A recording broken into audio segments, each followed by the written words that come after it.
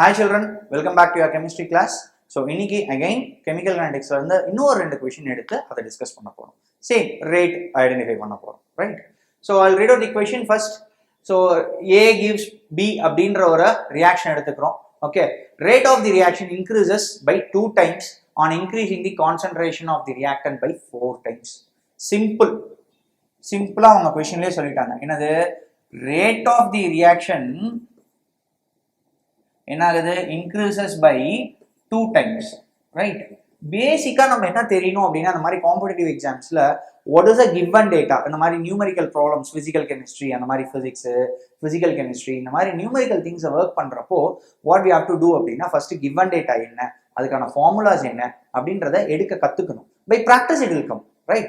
So rate of the reaction increases by 2 times எப்போ initial concentration of the reactant initial concentration. For example, I am going to take the initial concentration as A. A-வை நான் வந்து என்ன பண்றேன் 4 times increase பண்றேன். A becomes 4A. அப்போதான் R என்ன ஆகுது 2R ஆகுது. By seeing this you can give என்ன answer? The order of the reaction will be 0.5. Order of the reaction will be 0.5, right?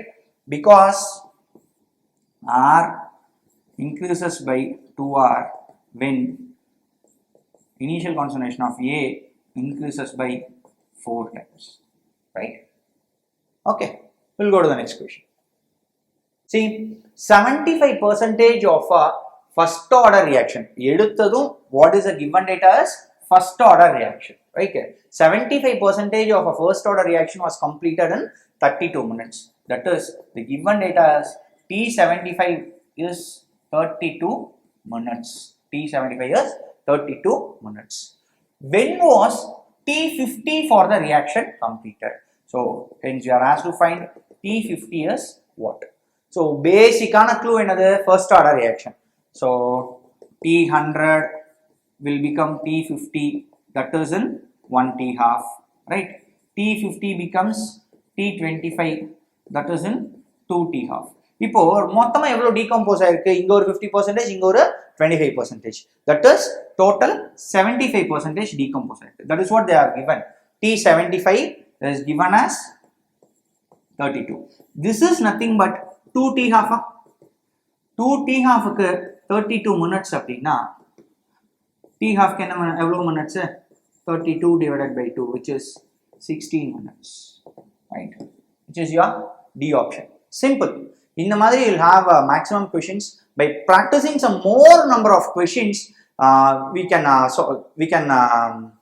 clear your competitive exams like JEE, NEET இந்த மாதிரி exams எல்லாம் நம்ம clear பண்றதுக்கு இந்த மாதிரி numerical ப்ராப்ளம்ஸ்ல நம்ம ரொம்ப ஸ்ட்ரென்தனா இருக்கணும். நம்ம நிறைய ஸ்ட்ரென்தன் பண்ணணும்.